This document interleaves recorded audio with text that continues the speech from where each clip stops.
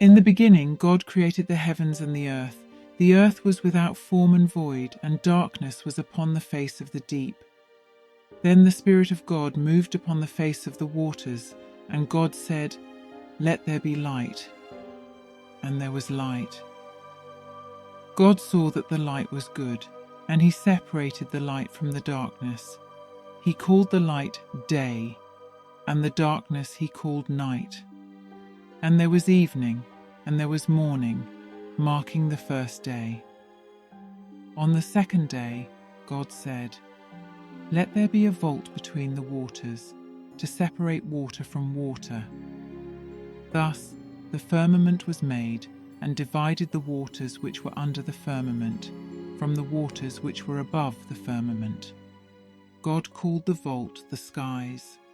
And there was evening, and there was morning, marking the second day.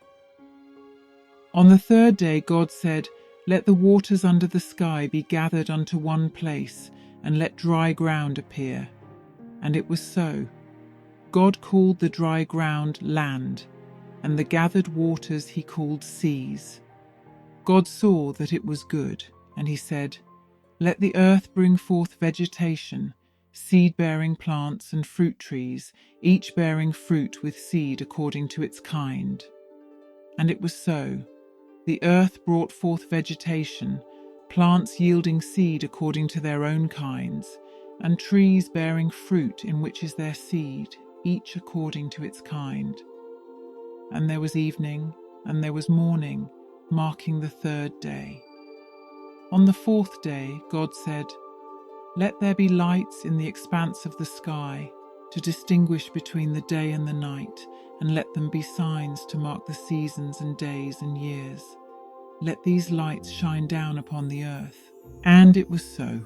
The stars were made, and two greater lights were made, the greater light to rule the day, and the lesser light to rule the night.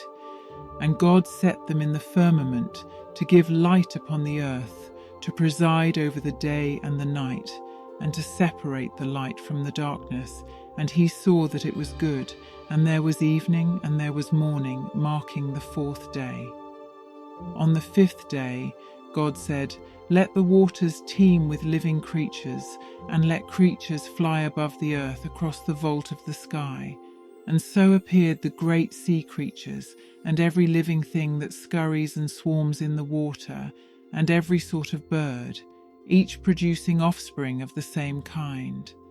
And God saw that it was good, and he blessed them and said, "Be fruitful, multiply and fill the waters of the seas, and let the birds multiply on the earth." And there was evening, and there was morning, marking the fifth day. On the sixth day God said, "Let the earth bring forth living creatures, livestock, land crawlers, and beasts of the earth according to their kinds." And it was so.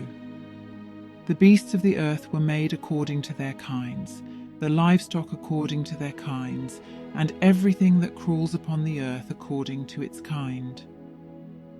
And God saw that it was good, and he said to his angels, "Let us make man in our image, after our likeness, and let them have dominion over the fish of the sea, and over the birds of the heavens, and over the livestock, the earth, and every creeping thing that creeps on the earth."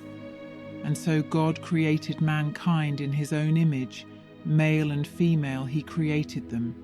He formed man out of the soil of the earth and breathed into man, and man came to life.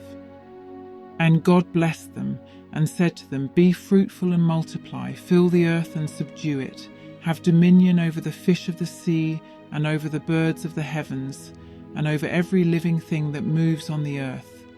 I give you every seed-bearing plant on the face of the whole earth, and every tree that has fruit with seed in it. They will be yours for food.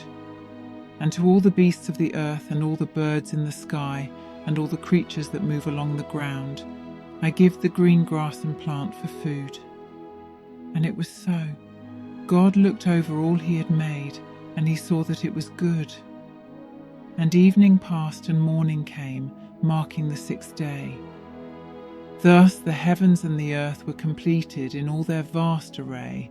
The work of God was finished, and he rested on the seventh day from all his work. And God blessed the seventh day and made it holy, for on that day he had rested from all his work. Now, the Lord God had planted a garden in the east, the Garden of Eden, and there he put the man he had created to work it and take care of it. The Lord God made all sorts of trees grow up from the ground, trees that were beautiful and that produced delicious fruit. And in the middle of the garden he placed two trees, the tree of life and the tree of the knowledge of good and evil. Then he commanded the man, saying, "You are free to eat from any tree in the garden, but you must not eat from the tree of the knowledge of good and evil, for when you eat from it, you will certainly die from then on." Now the man's name was Adam. He named all the animals in the garden, and saw that they all had mates of their own, but there was none for him, and he became sad and lonely. When the Lord God saw that Adam was lonely, he said, "It is not good that the man should be alone. I will make him a helper fit for him."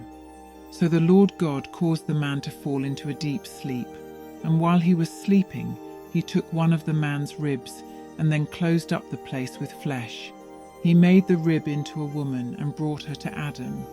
When Adam awoke and saw her, he said, "At last, this one is bone from my bone and flesh from my flesh. She will be called woman because she was taken from man."